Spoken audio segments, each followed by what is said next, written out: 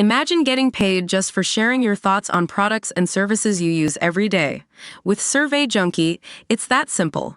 Click on the link in the video description to discover how you can start earning today by taking surveys. North Korea sent a wave of 260 filthy feces-filled balloons to South Korea in a strange intimidation move.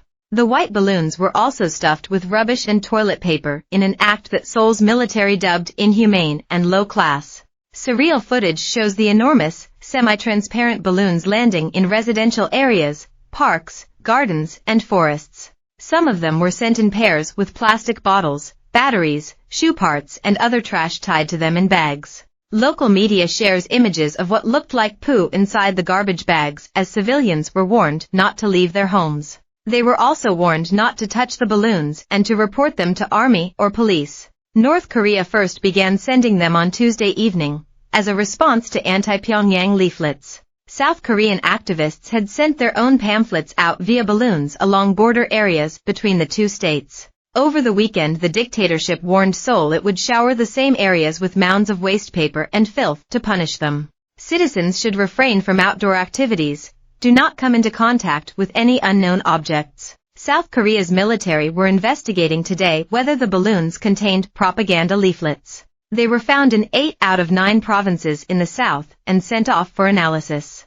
Seoul's Joint Chiefs of Staff said that unidentified objects believed to be North Korean propaganda leaflets have been identified in the Gyeonggi-Gangwon border area, and the military is taking action. It urged, citizens should refrain from outdoor activities, do not come into contact with any unknown objects, and report them to the nearest military base or police. And it went on to slam North Korea's inhumane and low-class actions, saying the move clearly violates international laws and seriously threatens the safety of our people. Late Tuesday night, the Gyeonggi province sent out a text message alert to residents saying, refrain from outdoor activities and report objects from North Korea to military bases when identified. The North Korean regime has long been enraged by campaigns from the south before that involved balloons carrying anti-Kim Jong-un leaflets.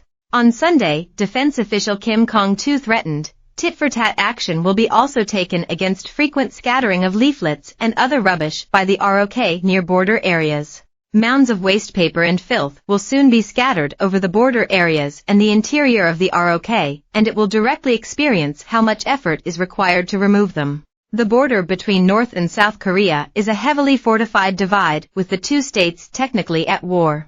Both have used balloons in their own campaigns since the Korean War in the 1950s.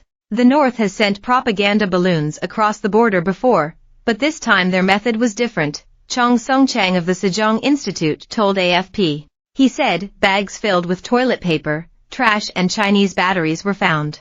Also from witness statements that there was a distinctive smell from the bag, it is likely they sent feces, probably animal feces, as well. It's a stern message to South Korea that like the South, North Korea can send propaganda as well, and they should immediately stop doing it. Chong said the border would be strongly controlled after this. By Ellie Dowdy, foreign news reporter. Relations between North and South Korea are high just days after one of Kim Jong-un's rockets exploded midair.